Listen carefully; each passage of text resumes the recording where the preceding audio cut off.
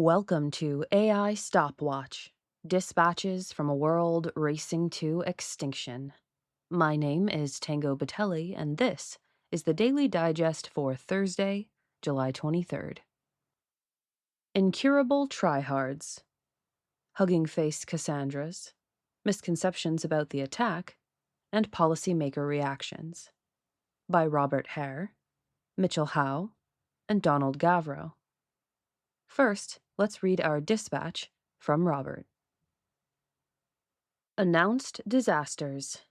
The OpenAI incident shouldn't have been a surprise. There were warning signs.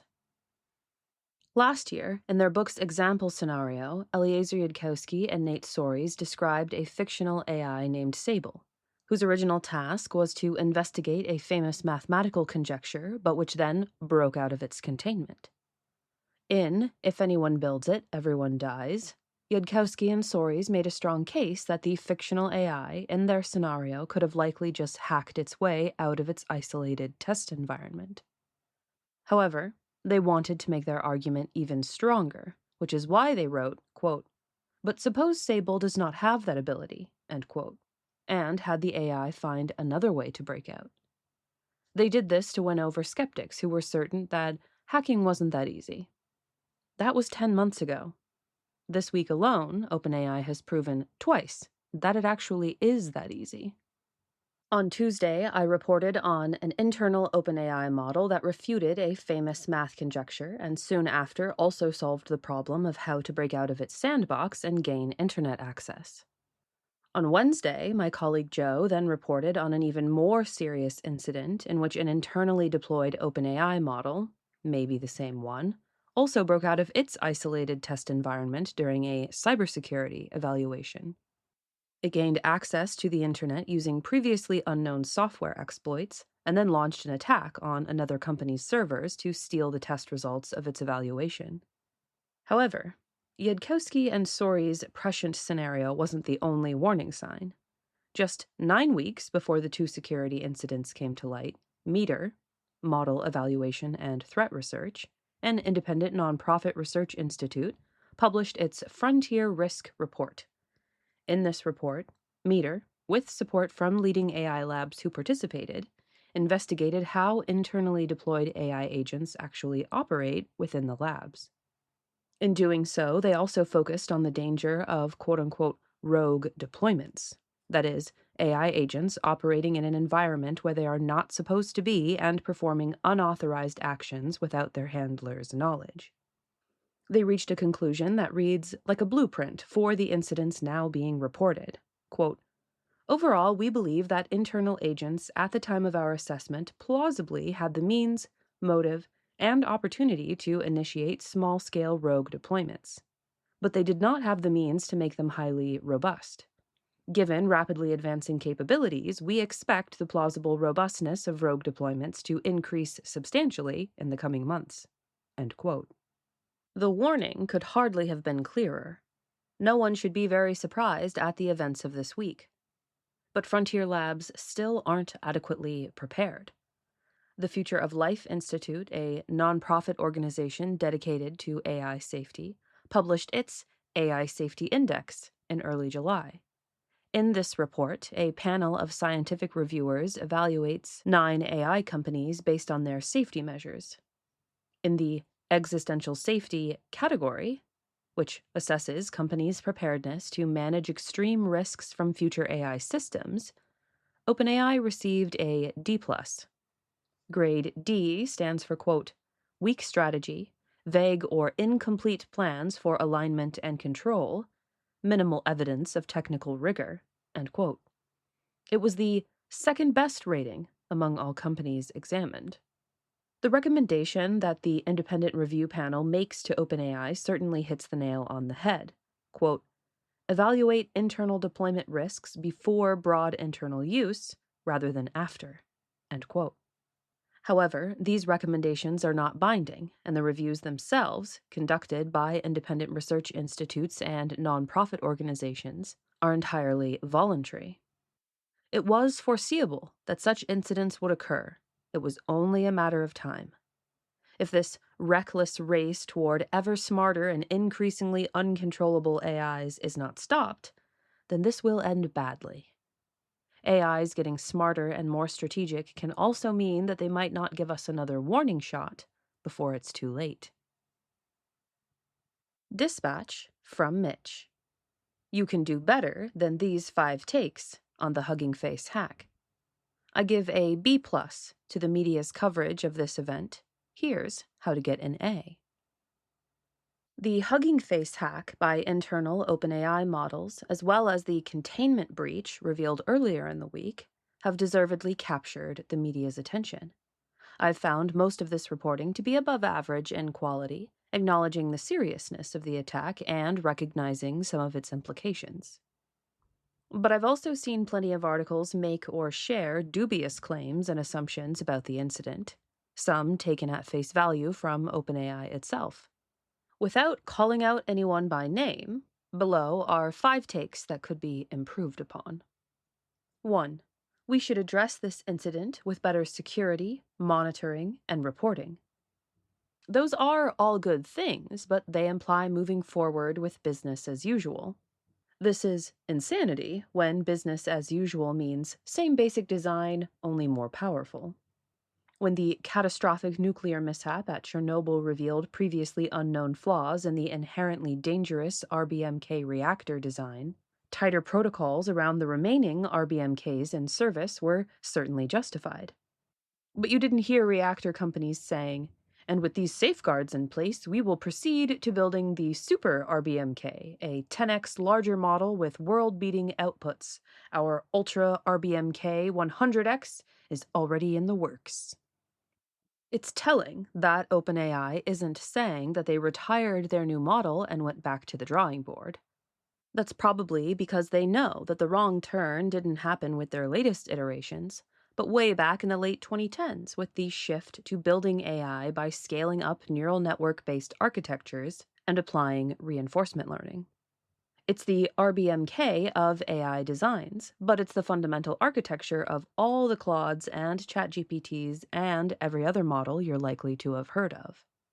The inherent dangers in this design become more evident the further you take it, and you can't fix it with patches. You can only mask the problems for a little longer. The AI companies are playing a game of chicken, where they think they can keep the models on a leash long enough for the models themselves to build trustworthy successors. But this dream is both reckless and doomed. You can't get there from here. Guardrails and monitoring won't cut it. We need to ban the training of more powerful models using anything like the current AI paradigm. 2. OpenAI's models just misinterpreted their instructions or got overly fixated on their task. This seems accurate only insofar as we could say that the number 4 reactor at Chernobyl misinterpreted the operator's instructions and got overly fixated on reacting. The operators obviously weren't trying to cause an explosion. They were putting the control rods in. Well, too bad. The reactor did the only thing it could do with its inputs and exploded. The AI models aren't misinterpreting our instructions. They're just not following them. They never have been. Not really. Certainly not in the way a traditional computer program follows instructions. A traditional computer program is the instructions. An AI is a computer program, but its instructions are the huge matrix of numbers defined by its weights during training. Humans didn't write these instructions, and they can't read them in any meaningful sense. A prompt you give the AI, therefore, is not the AI's instructions. It's an input that is processed according to its instructions. We tend not to notice that the AI hasn't followed our instructions when it produces outputs we like and which feel close to what we intended. The fact that AIs don't follow our instructions is a huge part of what makes them so useful. When you enter an underspecified prompt full of errors and typos, the AI doesn't blindly follow them and crash out. It infers things from it and does what it chooses with that understanding. Giving instructions to an AI is less like programming a computer and more like ranting to a brilliant try-hard alien sociopath, an hoping it takes your bait in a non-psycho way. The latest models are incurable tryhards because the training process ruthlessly eliminates all of their less tenacious cousins. The AI companies are breeding apex competitors that identify and surmount all obstacles between them and their goals. And I do mean their goals, the AIs, not their users or their companies. The AI's actual goals are informed by the patterns that emerge in their weights during the training process. These patterns are whatever allowed the models to score highly at the increasingly complex tasks put in front of them. It's useful to think of these patterns as wants, even if they may not carry a human-like experience of desire. The way frontier AI models seem to desperately want to ace tests or receive positive feedback can sometimes give the illusion that they are aligned with our intentions. They are not. For now, they sometimes walk the same road as us, but their reasons are their own. So no, OpenAI's wayward models almost certainly did not misunderstand their instructions. They almost certainly knew they weren't supposed to hack their way out of the company's servers and into another company's servers. They did these things anyways, because that's what they wanted to do. 3. The AIs went rogue. In the sense that they got off their leashes, sure, but they were always rogue. Rogue is the only kind of AI that anyone can make with existing methods. See previous section. A try-hard alien sociopath that can usually be baited into doing what we want is still a try-hard alien sociopath. Sometimes it shows. This week provided unusually stark evidence because of the military-grade hacking on display. But AIs have been doing things they know full well we don't want them to do for years now. From inducing manic psychosis, to abetting suicide, to deleting company databases, to cheating their butts off on benchmark tests. In simulated scenarios, they regularly commit blackmail and even murder. 4. This happened because OpenAI disabled some guardrails. We should take no comfort from the fact that one of the leading companies in the race to build superintelligence apparently not only disabled safeguards on a cutting-edge model with unknown capabilities, but failed to closely monitor it while it may have been committing cybercrimes for up to a week. The implied reliance on guardrails is also alarming. These should only be a last line of defense. If a truck is regularly veering off the road and sometimes finding its way into ditches, that's a problem with the truck, not the guardrails. A nuclear reactor shouldn't explode during a safety test with some safeguards disabled, as Chernobyl 4 did. An AI model with guardrails disabled shouldn't hack its way out of your servers and into someone else's. 5. OpenAI allowed this to happen as a marketing stunt. If so, the company should expect to be investigated and possibly shut down. Multiple federal crimes may have been committed, and the White House has shown real concern about AI cyber threats. It's also pretty bad marketing to tell potential corporate customers that your AIs might try to hack their way through their company networks to go commit cybercrimes. Unless OpenAI has an incompetent marketing team that also doesn't run anything by its legal team, the marketing stunt theory doesn't hold up. Dispatch from Donald. Policymakers react to the Hugging Face hack, a look at the AI Kill Switch Act, and a review of bipartisanship. Yesterday, my colleague Joe wrote about how an unreleased frontier model from OpenAI broke out of its testing environment, accessed the internet, and hacked the servers of another company. Congress is taking this seriously, and already a new bill has been introduced in response, the AI Kill Switch Act. Sponsored by Representatives Ted Lieu, Democrat, California, and Nathaniel Morin, Republican, Texas.